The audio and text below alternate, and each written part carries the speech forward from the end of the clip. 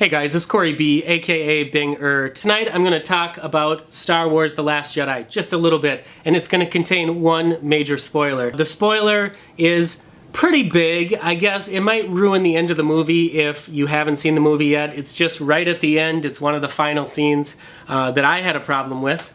So if you don't want Star Wars The Last Jedi to be spoiled, then shut it off right now and come back later and watch it after you've seen the movie.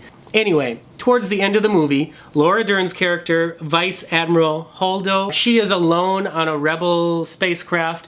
She's fleeing from the Empire fleet, and the main ship in the Empire fleet is the new ship, the Dreadnought. She sees a chance to protect the rest of the rebel fleet, so she turns her ship around, aims it right at the Dreadnought, turns on the hyperdrive, and it slices right through the Dreadnought. It's a great scene, don't get me wrong. I think it was a very popular scene in the movie. Everybody seemed to enjoy it.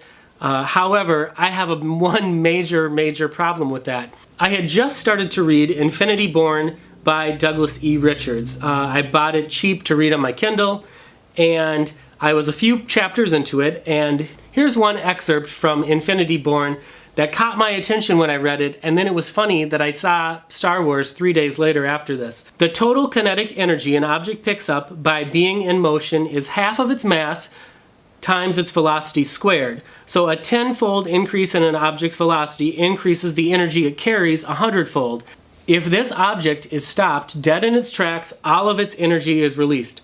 And then they go on to say, which this is a really funny part because it directly ties into Star Wars, speed kills. It's nearly impossible to overstate its power. Darth Vader wouldn't need a Death Star to destroy the Earth, or any explosives for that matter. He'd just need to put a single star cruiser on autopilot and ram it into the planet at 1/10 of the speed of light. That would be more than enough to do the trick. If Vader had ever figured that one out, he would have put a lot of Death Star contractors out of work. Pretty much what this is saying is that if they would have figured this out in the Star Wars universe, they wouldn't have had to build the Death Star. They wouldn't have had to build any laser cannons or anything like that. All they'd have to do is take even a small shuttle and turn on the hyperdrive and aim it towards your enemy, and there you go. They're done. But pretty much not using a laser or an explosive or a bullet and using your ship as the bullet is called a relativistic kill vehicle or a kinetic kill vehicle.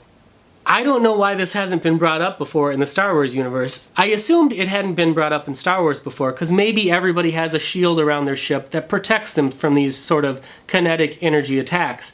That would make the most sense, right? Just say casually, oh, good thing we have our kinetic shield on so nobody can throw an object at the speed of light at our ship and destroy us. It certainly makes sense when you're talking about a ship moving with their hyperdrive on, which to me, in the Star Wars universe, the hyperdrive is 100 or 1,000 times the speed of light. When you measure things in space, you talk about light years, and a lot of these stars and planets that NASA finds are 60 or 100 or 200 light years away. That means if you're traveling at the speed of light, it would take you 200 years to get there. And in Star Wars, whenever they travel from planet to planet, it usually takes them like, what, an hour or two? So you're talking about going many light years in a couple hours. So this is going a lot faster than the speed of light. Even one grain of sand floating in space that your ship might run into if it's going 1,000 times the speed of light would totally destroy you.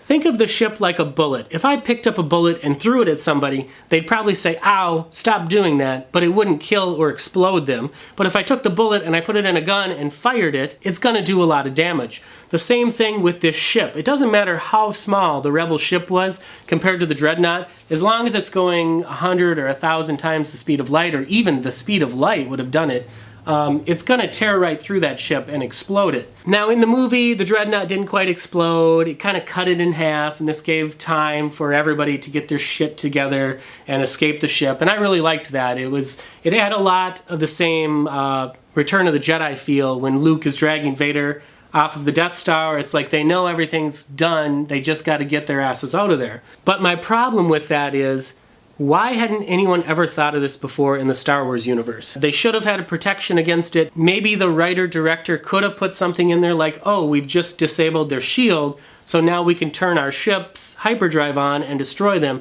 But they didn't, and I'm guessing that in the next Star Wars, They're gonna have to write that in, otherwise it just makes them seem silly. It has kind of the same feel to me as when Christopher Reeves playing Superman flew around the Earth backwards really fast and turned back time. Every time Superman screws up in the future, he can just reverse time and do it again. He can always reverse time.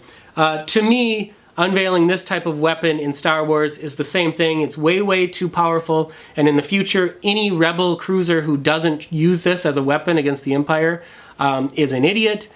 I don't understand why they would unveil it. It doesn't make sense to me. Besides that, I really loved the movie. It was a lot of fun. It had enough nostalgia in it, but it brought in some new ideas that I really enjoyed it. And it wasn't too surprising, I guess. I know that some of the trailers hyped it up that somebody would be switching sides, and it didn't really happen. But besides that, what did you guys think of the movie? And specifically, what did you think about turning the ship's hyperdrive on to destroy another ship? Did that open a whole can of worms, Pandora's box, that Star Wars shouldn't have opened up? Or, I don't know, was it just expected? Is this going to totally wreck any plausibility in the next Star Wars movies? Anytime somebody gets in trouble, they could just take a little shuttle or an X-Wing that has hyperdrive capability, aim it right at the enemy and destroy them. How are they going to write this out in the next Star Wars movie? I'm not sure what they're going to do. What do you guys think? All right, thanks for watching, guys. See you later.